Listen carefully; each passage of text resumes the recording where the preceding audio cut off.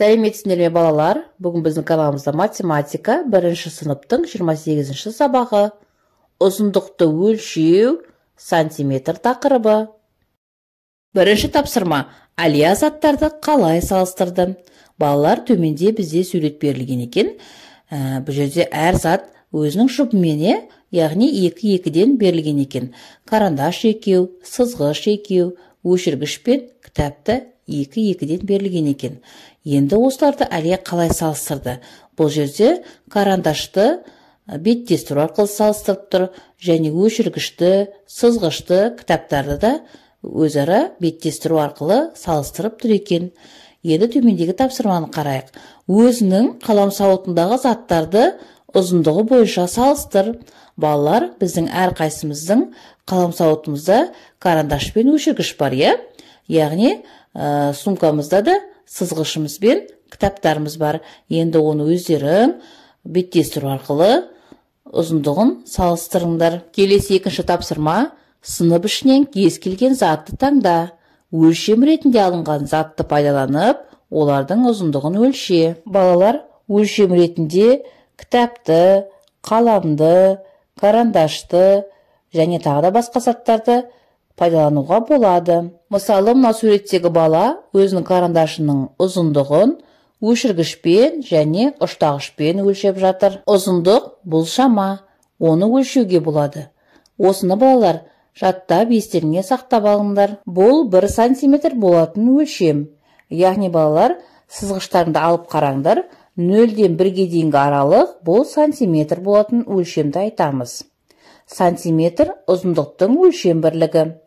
Өлшеуге арналған сызғыштар мен таспалар. Балалар, біз сызғышпен фигуралардың, кесінділердің ұзындықтарын өлшейміз. Ал таспамен балалар үйдің қабырғасының ұзындығын және басқа да үлкен заттардың ұзындықтарын өлшейміз. Балалар, біз сызғышпен қандай да бір фигуралар немесе кесінділерді өлшейтін болсақ, оны біз 0 деген көрсеткіштен бастап өлшейміз. Ал балалар, енді сызғыштарыңды алып, көк кесіндіні өлшейік. Көк кесіндіні өлшеу үшін сызғыштарыңды көк кесіндінің жанына апарыңдар. Және сызғыштарыңды 0 деген көрсеткішінен бастап өлшеңдер. Бізде көк кесінді 2 сантиметрді көрсетіп тұр екен. Ал жоғарыда тұрған қызғылт кесінді бізде 3 сантиметрді көрсетеді. Ал балалар, жасыл кесіндіні өлшеңдерші, қанша сантиметр болып тұр екен? Дұрыс айтасыңдар балалар, 4 сантиметр болып тұр екен. Ал күлгін түсті кесінді қанша сантиметр болып тұр, кәнеки? Өте дұрыс айтасыңдар, күлгін түсті кесінді бізде 5 сантиметр екен. Балалар, сантиметрді біз қысқартып см деп белгілейміз.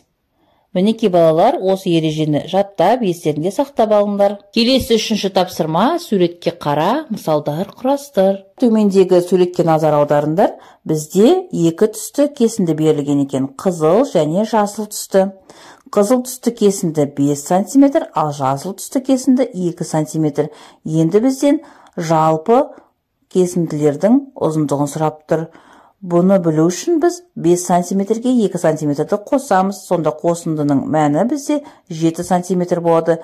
Демек, 2 кесіндінің ұзындығы жалпы 7 сантиметр екен. Әрі қарай балалар, осы өрнекті жалғастырамыз. 2 сантиметр мен 5 сантиметрдің қосындысы 7 сантиметрге тең болады.